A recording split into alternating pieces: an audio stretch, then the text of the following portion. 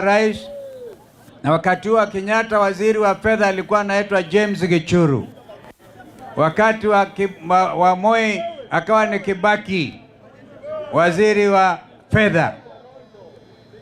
Kwa mara ya kwanza hata wakati wa Uhuru Kenyatta waziri wa fedha alikuwa anakuja anatoa makadirio ya utumizi wa fedha za serikali.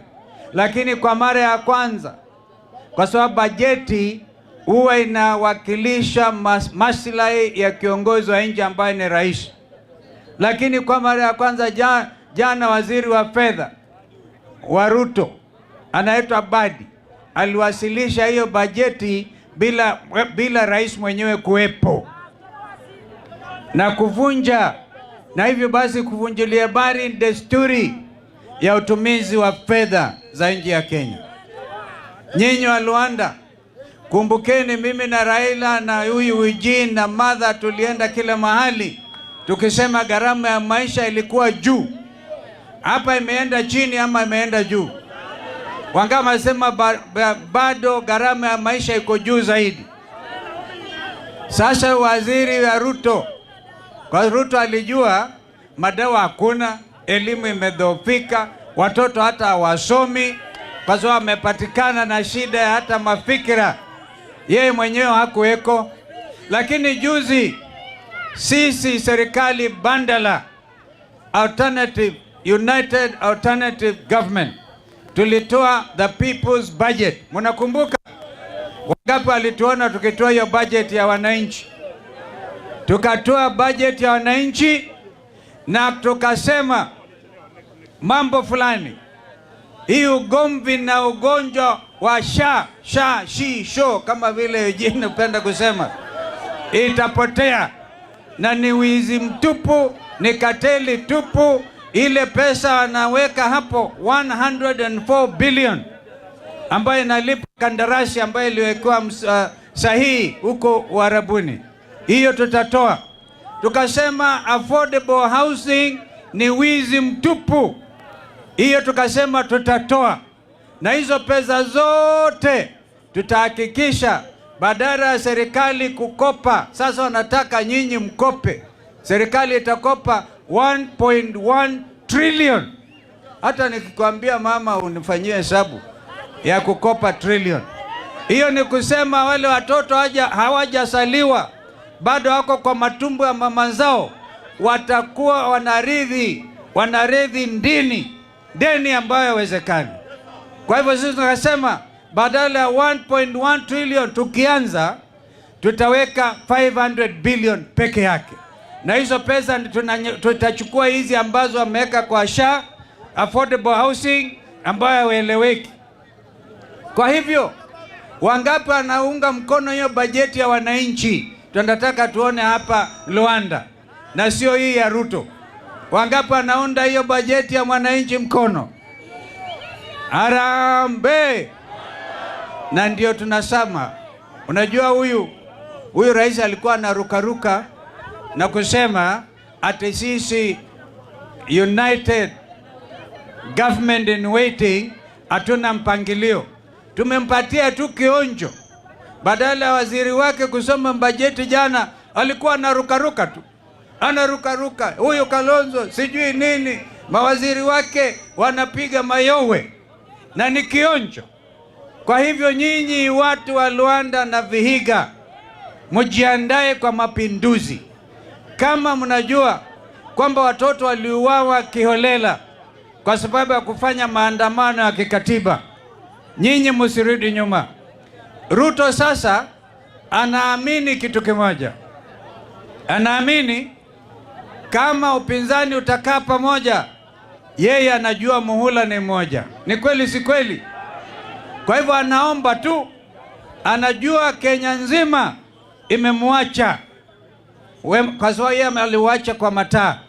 Na kama Kenya imewacha yeye Ruto, anaona sasa ataangazia Western Province as it was. Anaona ile kura atapata ni hiyo. Ndugu zangu hawa kina Mudavadi, ma-DVD na Weta, tulikuwa pamoja na hawa ndugu zangu, lakini wakasalimu amri Mimi nikasema sirudi nyuma. Hata wakati mzee wangu baba amelala, Raila, kumbukeni miaka 15 tukisema lazima haki ifanyike, watoto waliouawa, nikasema mimi sirudi nyuma. Kwa hivyo mimi nakuja kwa roho safi na roho kamilifu kuuliza wazalendo wenzangu, tuseme kura ya Muluya Ruto hataipata. Wangapi wako tayari kusema hataipata hiyo? Asanteni.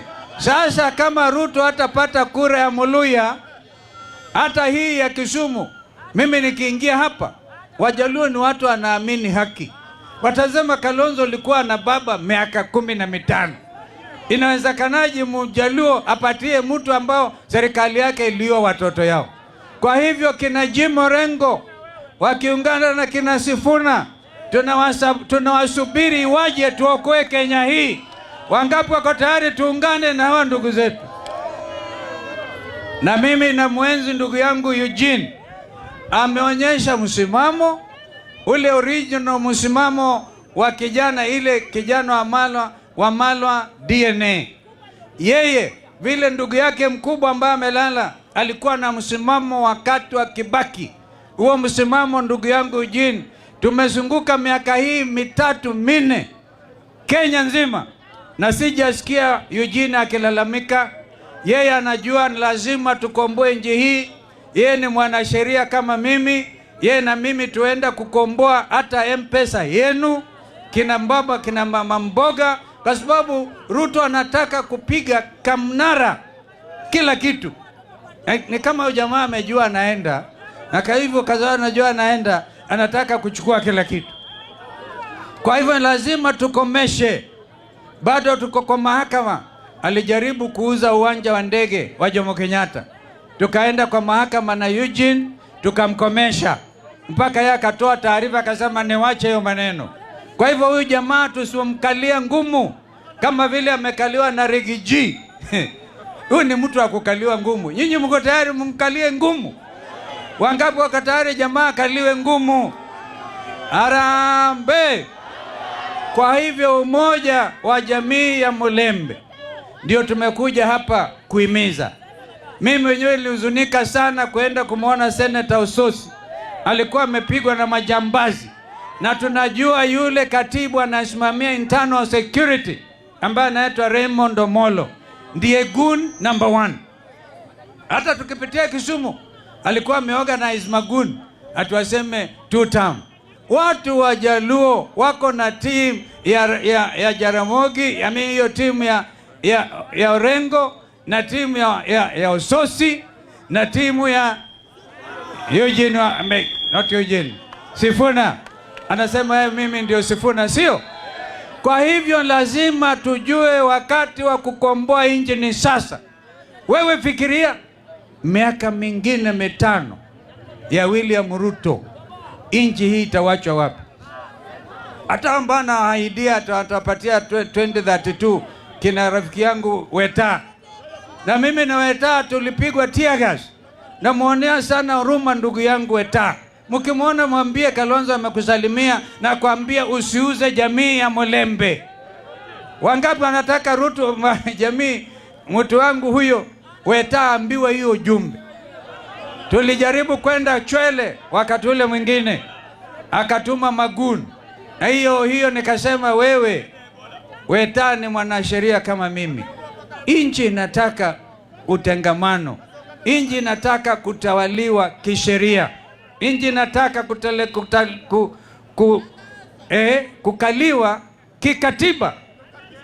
Na kwa hivyo yeyote ambaye anafanya kazi kinyume na katiba ya Kenya, huyo si mzalendo. Tunarudi Chwele. Kama rafiki yangu tena ataorganize magoon, basi mambo ya rafiki yangu, urafiki wangu na Weta itakomea hapo. Kwa sababu yeye ni lazima ajue katiba inapeana uhuru wa kutosha. Sitaki kuongea juu ya ma-DVD. Mimi sina shida. Chama pekee ambacho kimebaki kwa msimamo baada ya ANC kumezwa kama vile tumesomewa na Rigiji, badala ya Ford Kenya kumezwa na DAP Kenya. Mjipigie makofi jamani, mjipigie makofi. Na watu ni msimamo, watu ni msimamo.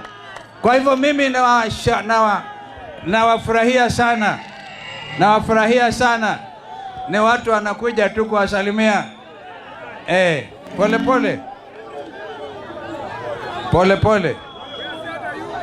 Ngoja tu kidogo, tutafanya uuzaji wa kuku tukimaliza. Huyo ninatembea. Harambee, harambee. One time. Hata kama natembea ni one time.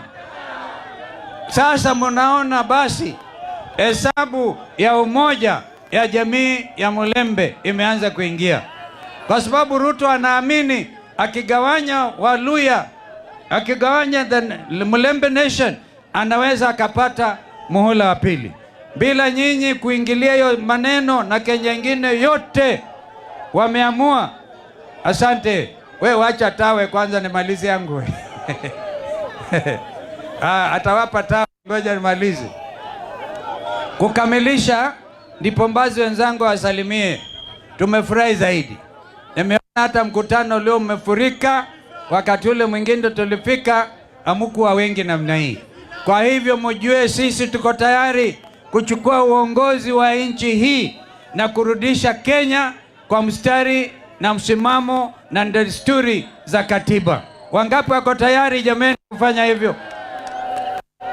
Asanteni sana, tutaongea mengine huko mbele. Thank you. Luanda harambe. Tuendelee tusiendelee? Mumechoka ama tuendelee? Mumefurahia Stephen Kalonzo Musyoka? Na tumekaribisha gavana wetu wa Trans Nzoia George Natembeya. Mmemkaribisha?